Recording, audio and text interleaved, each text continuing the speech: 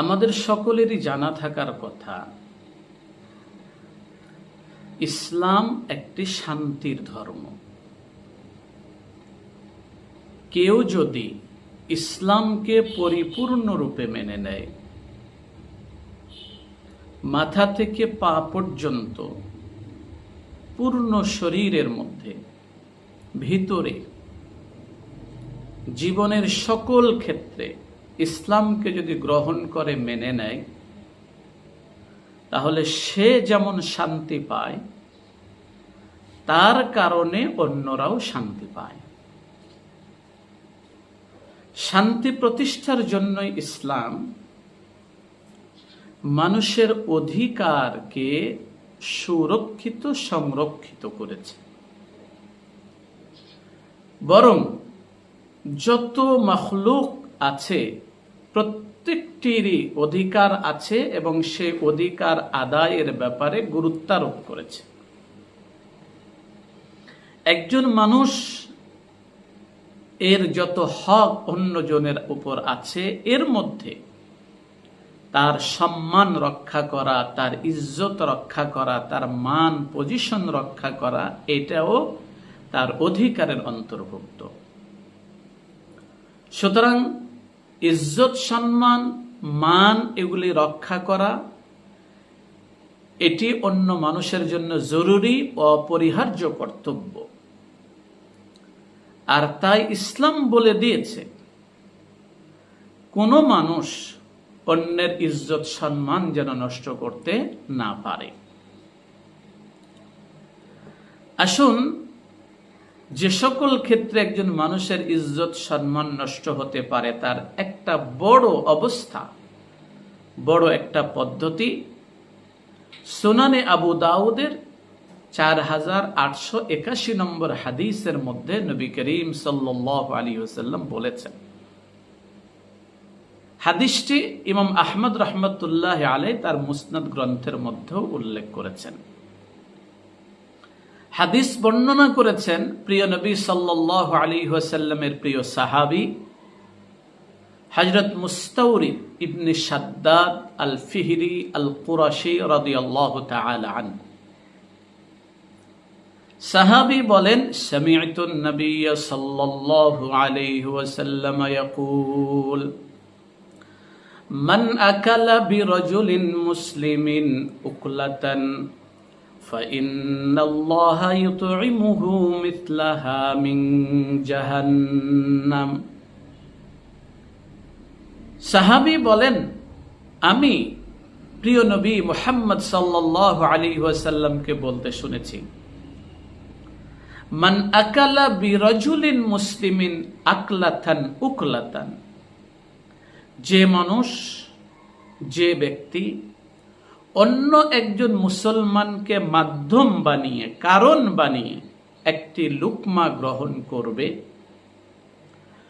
ফাইন্নাল্লাহা ইউতঈমুহু মিথলাহা মিন জাহান্নাম, আল্লাহ রাব্বুল আলামিন তাকে অনুরূপ জাহান্নাম থেকে খাওয়াবেন। এ হলো শাব্দিক অর্থ।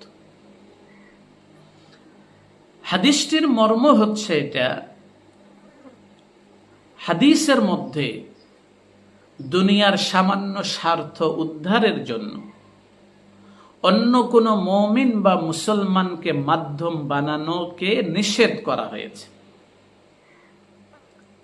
হযরত মুহাদ্দিসিন ইকরাম বলেন, রাসূলুল্লাহ সাল্লাল্লাহু আলাইহি ওয়াসাল্লাম হাদিসের মধ্যে যা বলেছেন তা হলো, কোন মানুষ যদি অন্য কোন মুসলমানকে কারণ বানিয়ে নিজের দুনিয়ার কোন স্বার্থ উদ্ধার করে, লাভ করে, সেই মানুষ একটি গুরুতর অপরাধ করলো, একটি কাবিরা গুনাহ করলো।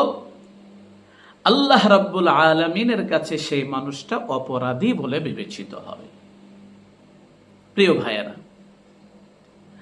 আরেকজন মুসলমানকে কারণ বানিয়ে নিজের দুনিয়াবী স্বার্থ উদ্ধার করার অর্থ কি?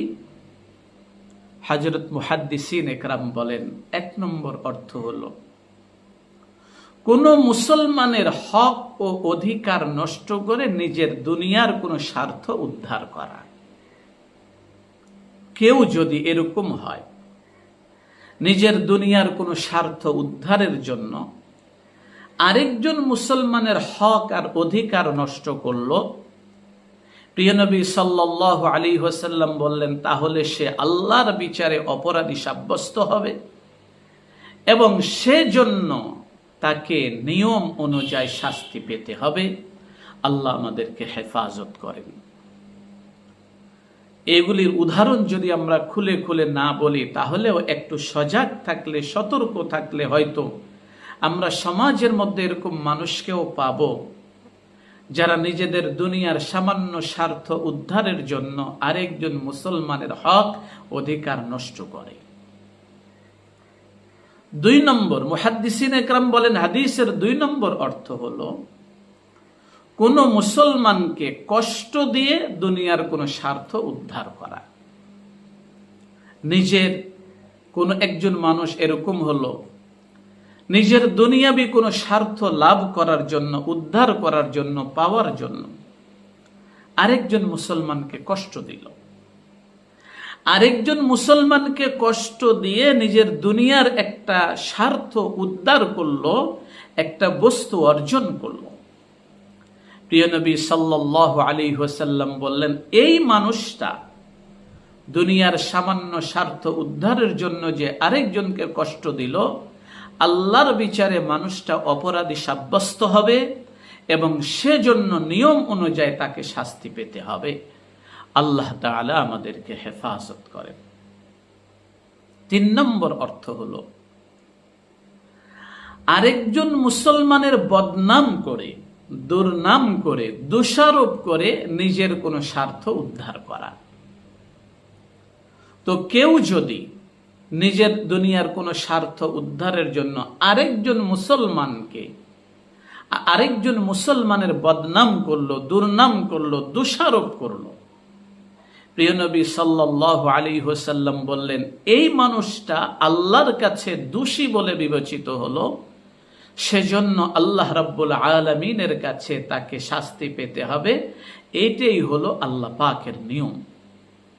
হাদিসটা আবার দেখেন, নবী করিম সাল্লাল্লাহু আলাইহি ওয়াসাল্লাম বলছেন মান আকালা বিরাজুলিন মুসলিমিন আকলাতান ফাইন্নাল্লাহা ইউতঈমুহু মিথলাহা মিন জাহান্নাম। নবী করিম সাল্লাল্লাহু আলাইহি ওয়াসাল্লাম বলছেন কেউ যদি আরেকজন মানুষকে কষ্ট দিয়ে, আরেকজন মানুষের হক আর অধিকার নষ্ট করে, আরেকজনের দুর্নাম বদনাম করে, আরেকজনের উপর দোষারোপ করে দুনিয়ার সামান্য কোনো স্বার্থ উদ্ধার করলো, লাভ করলো, সে আল্লাহর কাছে অপরাধী বলে বিবেচিত হলো।